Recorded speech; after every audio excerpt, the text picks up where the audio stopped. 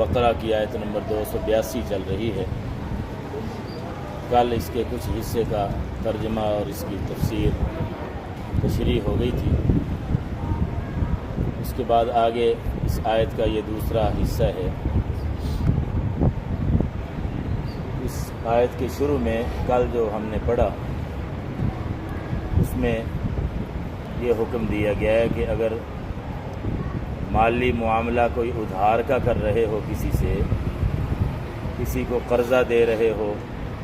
یا کوئی ادھار سودا خرید رہے ہو، کسی کو ادھار دے رہے ہو، تو اس کو لکھ لیا کرو، بہتر یہ ہے۔ اور پھر لکھنے والے کو بھی ہدایت دی کہ وہ انصاف کے ساتھ لکھے، اور اگر اس کو لکھنے کے لیے کہا جائے تو وہ بھی انکار نہ کرے۔ اس کو اللہ پاک نے لکھنے کی صلاحیت دی ہے۔ اللہ کی اس نعمت کا شکر یہ ہے کہ وہ مخلوق کی خدمت کے لیے اس صلاحیت کو استعمال کرے۔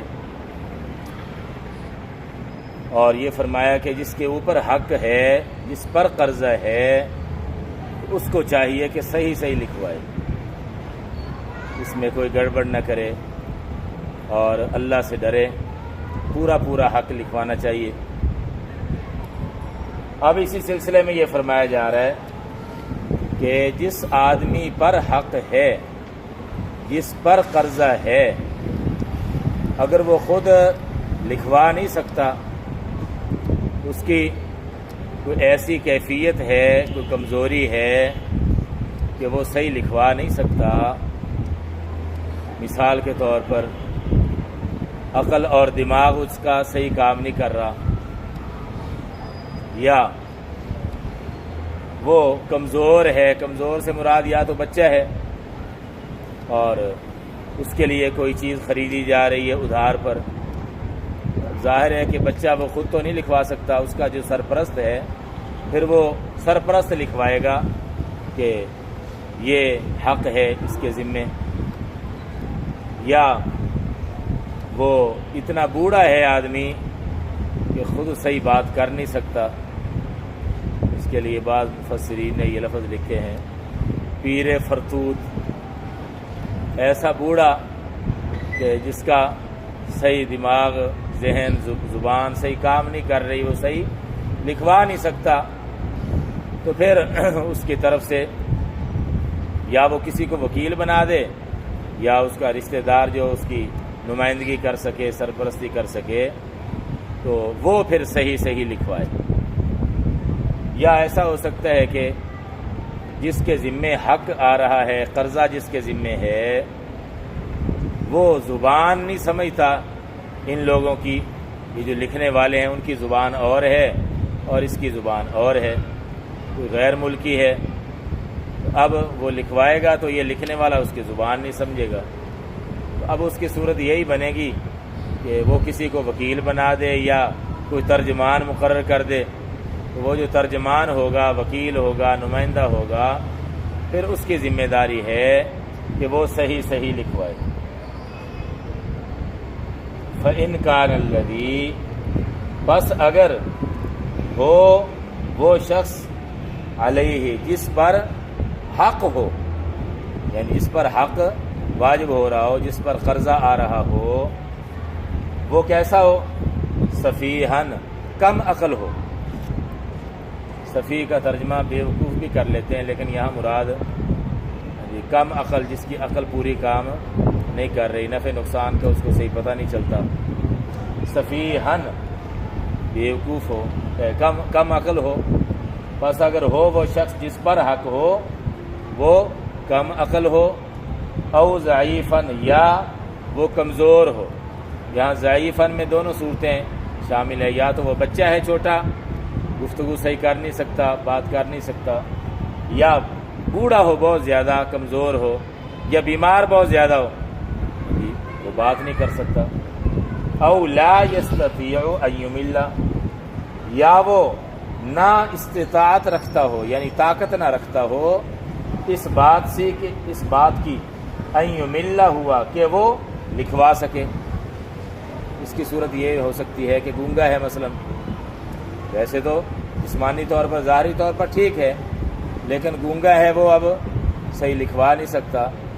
تو پھر کیا کیا جائے؟ فَلْيُمْلِلْ وَلِيُّهُ، تو پھر لکھوائے اس کا سرپرست ولی۔ ولی کا معنی دوست بھی ہوتا ہے، مددگار بھی ہوتا ہے، سرپرست بھی ہوتا ہے،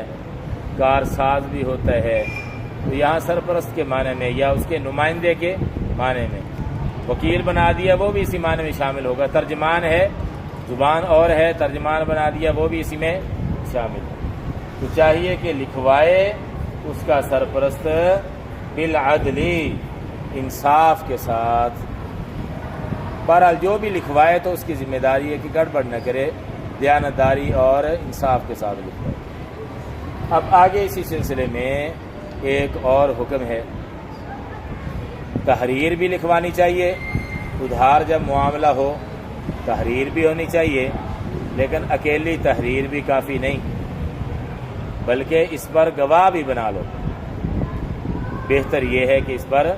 گواہ بھی بنا لو۔ اب اس کا آگے اس کی ترغیب دی جا رہی ہے، اور یہ گواہ بنانا بھی شرعاً، جیسے تحریر لکھوانا فرض واجب نہیں، البتہ بہتر ہے۔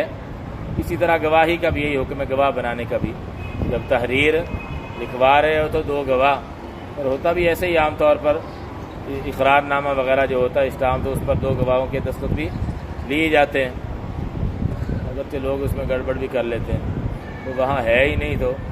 دستخط کروا رہے ہیں بعد میں، یا کوئی اور دستخط کر رہا ہے، تو ظاہر ہے وہ تو جھوٹ ہی ہے۔ تو صحیح دیانتداری کے ساتھ یہ بھی گواہ جو موقع پر موجود تھے، جن کو اس معاملے کا پتہ ہے، تو وہی گواہ بنے اور گواہی دیں۔ جھوٹی گواہی دینا یہ بھی گناہ کبیرہ ہے، اور رسول پاک صلی اللہ علیہ وسلم نے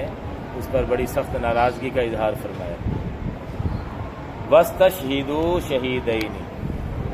اور گواہ بنا لو۔ استشہدوا یہ فعل امر کا لفظ ہے یہاں، اور یہ اصول فقہ کی یہ ساری تفصیل ہے، وہ لمبی تفصیل ہے، اب یہاں ساری تفصیل ذکر کرنا مشکل ہے کہ امر کا صیغہ ہوتا ہے بظاہر، لیکن بعض دفعہ اس سے فرض واجب حکم ثابت ہوتا ہے، بعض دفعہ اس سے استحباب ثابت ہوتا ہے، مستحب ترغیب والا نفلی حکم بعض دفعہ اس سے مقصود ہوتا ہے۔ وہ دوسرے دلائل کو دیکھ کے یہ علماء فیصلہ کرتے ہیں کہ یہاں وجوب کا حکم ہے، واجب ہے، یا یہ ترغیب دینا مقصود ہے، نفلی ہے، استحبابی حکم ہے۔ تو یہاں جو ہے وہ استشہدوا استحبابی یعنی ترغیب کے درجے میں ہے۔ اور گواہ بنا لو شہیدینی، دو گواہ۔ یہ شہید کی تثنیہ ہے، شاہد شہید، شاہد کا معنی بھی گواہ، اور شہید کا لفظ بھی اسی معنی میں استعمال ہوتا ہے۔ ایک تو شہید وہ ہے جو اللہ کے راستے میں قتل کر دیا جائے، جان قربان کر دے، تو وہ بھی گواہی دیتا ہے، اور وہ اپنے خون سے گواہی دیتا ہے اللہ کی وحدانیت کی، اسلام کی صداقت کی، پیغمبر کی حقانیت کی، قرآن کے حق ہونے کی، تو دین کے حق ہونے کی گویا اپنے خون سے وہ گواہی دیتا ہے۔ تو شہید گواہ، اور دو ہوں تو شہیدانی، یہاں مفعول بن رہا ہے اس فعل کا، اس لیے شہیدین پڑھ رہے ہیں اس کو، دو گواہ۔ من رجالکم، اپنے مردوں میں سے، من رجالکم، من کا معنی سے، رجالکم اپنے مردوں میں سے۔ یہ جو رجال ہے رجل کی جمع ہے، اور اس سے یہاں مراد ہے کہ بالغ ہوں، کیونکہ نابالغ بچے کے لیے عربی میں رجل کا لفظ استعمال نہیں ہوتا۔ رجال اس لفظ میں یہ شرط بیان کی جا رہی ہے کہ جس کو گواہ بناؤ وہ گواہ بالغ ہونے چاہیے، اور دوسری شرط اس میں یہ ہے کہ وہ گواہ آزاد ہو، غلام نہ ہو۔ پہلے زمانے میں غلام ہوتے تھے۔ من رجالکم، کم عام جو خطاب ہے ظاہر ہے کہ آزاد مسلمانوں کو یہ ہو رہا ہے، تو اس میں یہ بھی شرط ہے کہ آزاد ہونے چاہیے، غلام گواہ نہیں بن سکتے۔ تیسری شرط اسی لفظ میں موجود ہے، من رجالکم، اپنے مردوں میں سے، یعنی مسلمان ہو، تم میں سے، آپس میں سے مسلمان ہو، کوئی کافر مسلمان کے لیے گواہ نہیں بن سکتا۔ مسلمان کے خلاف گواہ نہیں بن سکتا، مسلمان کے حق میں کافر کی گواہی قبول نہیں، تو مسلمان کے لیے گواہ بھی مسلمان ہونا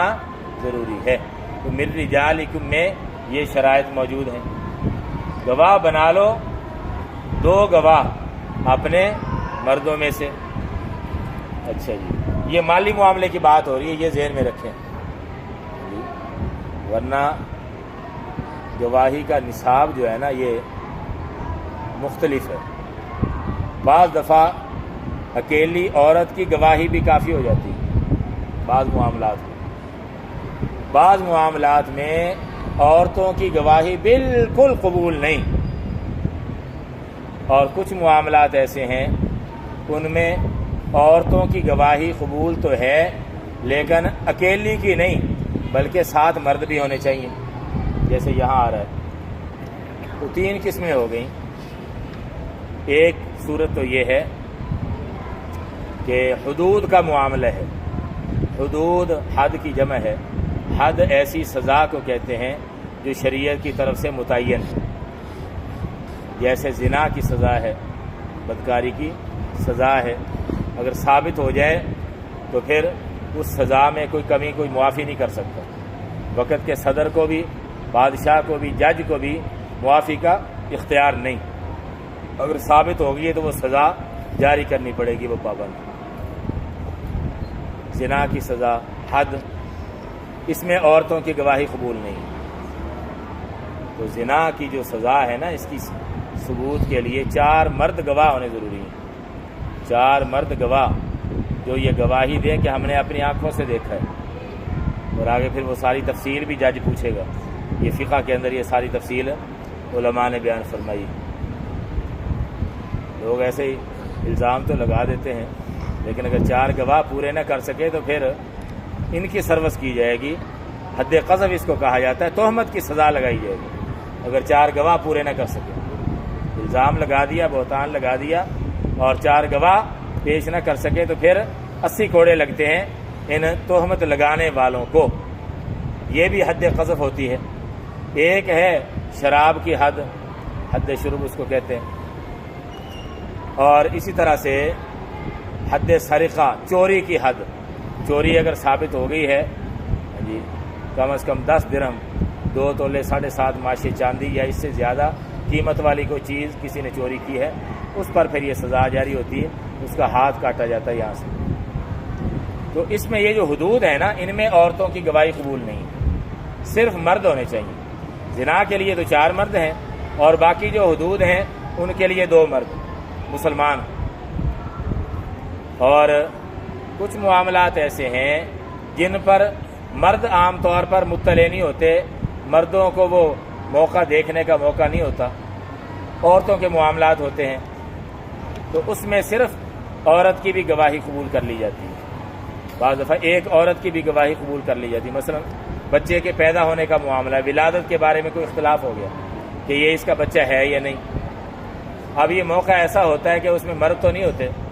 جب بچے کی پیدائش ہو رہی ہوتی ہے تو اس موقع پر مرد تو گواہ وہ نہیں ہوتے، عورتیں ہی ہوتی ہیں، تو اس سلسلے میں ایک عورت بھی اگر گواہی دے دیتی ہے تو وہ اس کے مطابق فیصلہ ہو جاتا ہے۔ یا اسی طرح فقہاء نے مثال لکھی ہے کہ بچی کے کماری ہونے کے بارے میں کوئی اختلاف ہو گیا، کوئی مسئلہ کھڑا ہو گیا، اس میں بھی ایک عورت کی گواہی یہ قبول کر لی جاتی ہے۔ اور تیسری قسم کے وہ معاملات ہیں اس کے علاوہ جو مالی معاملات ہیں، نکاح ہے، طلاق ہے، کوئی قرضے کا معاملہ ہے، خرید و فروخت کا معاملہ ہے، کوئی اور اس قسم کا معاملہ ہے، تو ان میں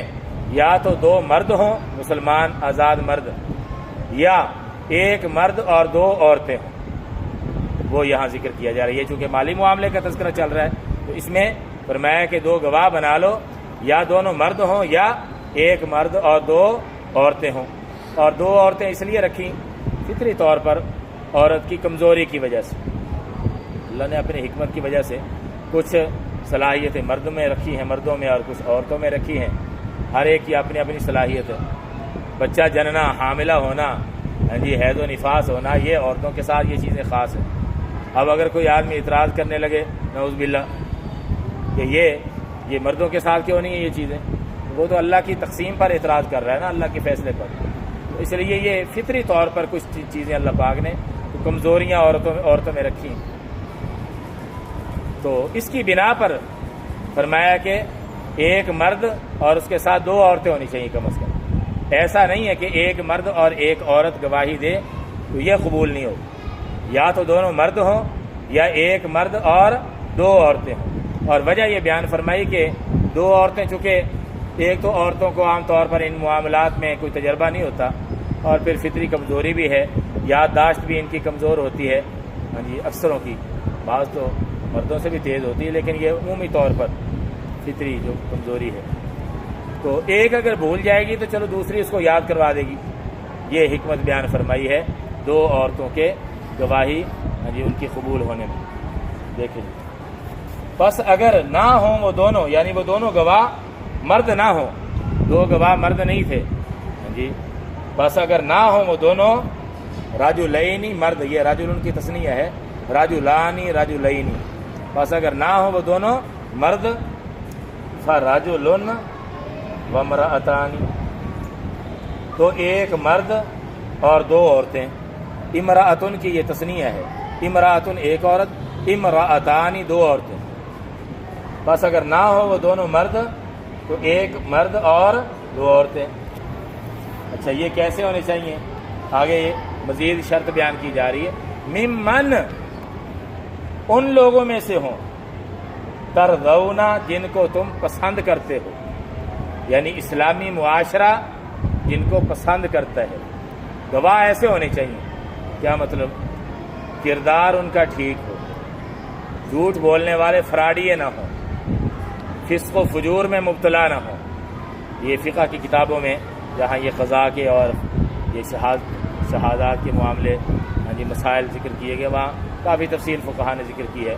بس یہاں زیادہ تفصیل جو ہے وہ لمبی بات ہو جائے گی، اس لیے بس اشارہ ہی کافی ہے۔ تو فرمایا کہ اسلامی معاشرہ جس کو تسلیم کرے، کردار سے، سیرت سے، اس کے طرز عمل سے، ہاں جی، اسلامی معاشرہ مطمئن ہو، ایسے گواہ ہونے چاہیے۔ فراڈی، جھوٹے، جس کا پتہ ہے لوگوں کو یہ ایسا بد کردار آدمی ہے، تو پھر ایسے آدمی کی گواہی قبول نہیں ہوگی۔ تو گواہ کیسے ہوں؟ ممن ترضون، ان لوگوں میں سے ہوں، ترضون، جن کو تم پسند کرتے ہو۔ ترضا یہ رضا سے ہے، رضا کا معنی راضی ہونا، اور مراد اس سے جس پر تم راضی ہو یا پسند کرتے ہو جن کو۔ من الشہداء، شہداء میں سے، گواہوں میں سے، شہداء شہید کی جمع ہے، گواہ۔ اچھا، اب وہ حکمت بیان کی جا رہی ہے، یہ جو 2 عورتوں کی گواہی ہے نا، قبول کی جاتی ہے۔ فرمایا کیوں؟ اس کی وجہ یہ ہے، ان تضل، اس وجہ سے کہ بھول سکتی ہے ان میں سے ایک، تضل، ضل یضل، ضلال یا ضلالت کا عام ایک ترجمہ تو ہوتا ہے نا، گمراہ ہو جانا، اور بعض دفعہ یہ بھول کے معنی میں بھی یہ لفظ استعمال ہو جاتا ہے، تو یہاں اسی نسیان اور بھول کے معنی میں یہ ترجمہ کریں گے، اس وجہ سے کہ بھول سکتی ہے ان میں سے ایک، یعنی 2 عورتوں میں سے ایک عورت، وہ واقعے کی تفصیل ہو سکتا ہے یاد نہ رہی ہو اس کو، تو پھر دوسری یاد کرا دے، فتذکرہ، پھر یاد کرا دے گی ان میں سے ایک دوسری کو، فتذکرہ تذکیر سے ہے، فا کا معنی پھر تذکرہ، یاد کرا دے گی، احداہما، ان میں سے ایک، الاخری، دوسری کو، ایک بھول گئی تو دوسری اس کو یاد کروا دے گی۔ آگے گواہوں کو یہ فرمایا جا رہا ہے کہ جب تمہیں گواہی کے لیے بلایا جائے نا تو آ جایا کرو، جہاں یہ خطرہ ہو کہ گواہی اگر نہ دی تو حق والے کا حق مر جائے گا، تو پھر گواہوں کی ذمہ داری یہ بنتی ہے، واجب ہو جاتا ہے کہ پھر گواہی دیں۔ ہاں البتہ وہ آنے جانے کا خرچہ، کھانے پینے کا خرچہ وہ وصول کر سکتے ہیں، اور اگر دیہڑی دار ہے، بیچارہ مزدور ہے، کام چھوڑ کے گیا ہے، تو وہ کہہ سکتا ہے کہ بھائی کام چھوڑ کے جا رہا ہوں، میری یہ جو دیہڑی اتنی میں کماتا ہوں وہ مجھے ادا کرو، ٹھیک ہے میں جا کے گواہی دیتا ہوں۔ زیادہ خطرہ ہو تو پھر، ہاں جی، زیادہ خطرہ ہو تو گواہی دینے کی وجہ سے، ہاں پھر ظاہر ہے کہ گنجائش ہے، تو اگر ایسا کوئی خطرہ نہیں ہے تو پھر دینی چاہیے، کوشش کرنی چاہیے۔ دوسری جگہ فرمایا لا تکتموا الشہادہ، گواہی کو نہ چھپاؤ، حتی الامکان، کوشش کرنی چاہیے، اگر دے سکتے ہوں گواہی تو پھر دے، لیکن اگر کوئی ایسی شدید مجبوری ہے تو پھر ظاہر ہے کہ وہ عذر ہوگا۔ فرمایا ولا یأبى الشہداء، اور نہ انکار کریں، یأبى اور نہ انکار کریں گواہ، اذا ما دعوا، جب کہ دعوا ان کو بلایا جائے، یعنی گواہی کے لیے جب ان کو بلایا جائے، طلب کیا جائے، تو گواہ جو ہے وہ گواہی دینے سے انکار نہ کریں۔ اللہ پاک ہم کو توفیق عطا فرمائے۔ الحمدللہ رب العالمین، والصلاۃ والسلام علی رسول الکریم، ربنا آتنا فی الدنیا حسنۃ وفی الآخرۃ حسنۃ وقنا عذاب النار، رب اغفر وارحم وانت خیر الراحمین، اللهم وفقنا لما تحب وترضى، صلی اللہ تعالی علی خیر خلقہ محمد وآلہ وصحبہ اجمعین، آمین برحمتک یا